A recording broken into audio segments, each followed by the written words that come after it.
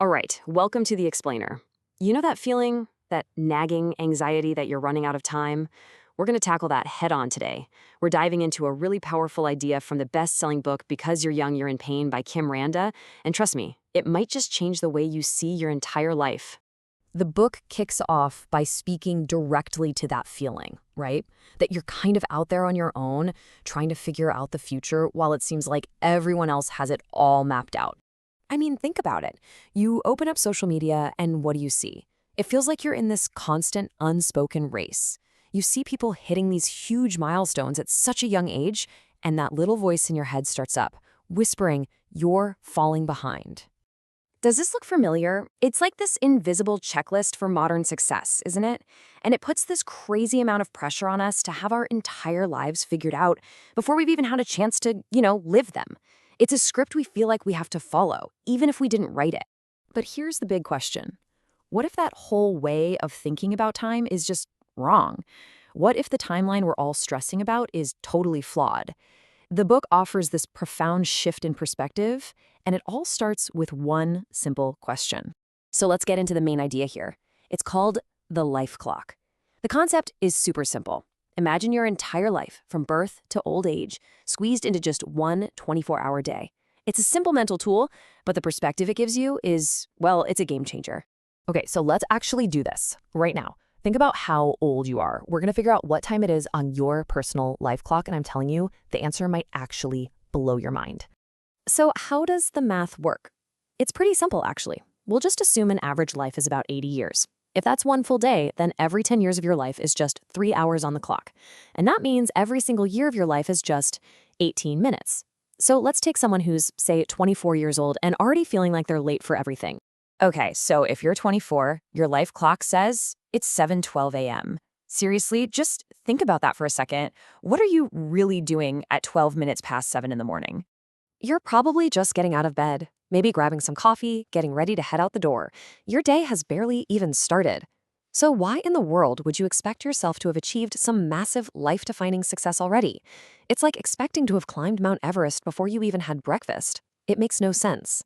And this isn't just for people in their 20s. Look at this. At age 20, it's 6 a.m. The sun is just coming up. Fast forward to age 50, it's only 3 in the afternoon. You're still in the middle of your workday with plenty of time left. That feeling of it's too late, it's a total illusion created by a broken way of thinking. All right, so the life clock proves we have way more time than we feel like we do. But that brings up another big question. If life isn't a frantic race against the clock, then what is it? And for that, the book gives us another really beautiful metaphor. Just take a second and look at these flowers. Is any one of them the best? Is there a winner here? Of course not, right? You know, the book makes this amazing point. We're all taught to want to be that plum blossom, right? The first one to bloom in the spring. We think being first means being the best.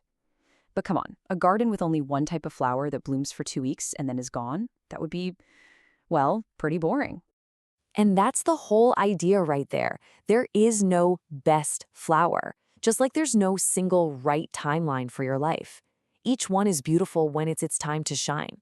So if you feel like you haven't bloomed yet, don't worry. Your season is absolutely coming.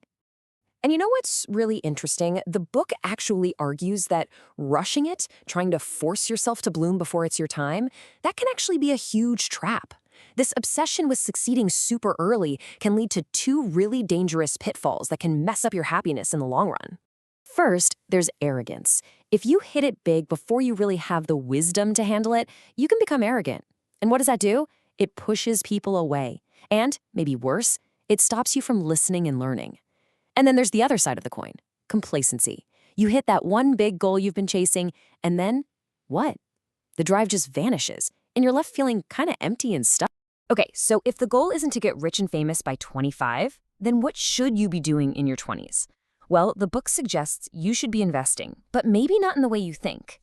So you've got these 2 paths, right? The path of stability is all about the safe job, the steady paycheck. And then there's the path of experience. This is about learning, growing, even if it doesn't pay as well at first. The advice here is crystal clear. Choose experience. Because the skills you learn, the risks you take, the things you figure out about yourself in your 20s, that's an investment that pays off way, way more down the line. Think about it. If you're only focused on money right out of the gate, you close yourself off to so many things. Traveling, learning a new skill just for the fun of it, taking on a challenge that scares you. These are the experiences that build a truly rich life, not just a rich bank account. And all of this leads us to the final and honestly the most important idea in this whole framework. If you're not supposed to be chasing a high salary or instant success, where does all that energy go? Forget about stocks, forget about real estate, forget about all that stuff for a minute. The single most valuable, highest return investment you can ever make is in yourself. Your skills, your dreams, your health. So what does that actually look like? It means investing in your skills, right? Taking that course, learning that software. It means taking a chance on your passions, broadening your horizons by getting out there and seeing the world. And crucially, it means taking care of yourself. This is the bedrock. This is the foundation that real, lasting success is built on. So at the end of the day, the question isn't, am I falling behind? The life clock shows us that's the wrong question. You're not behind. The real question is this. Now that you know you have the time, and you know that you are the most valuable asset you will ever own, what are you going to do today to invest in it?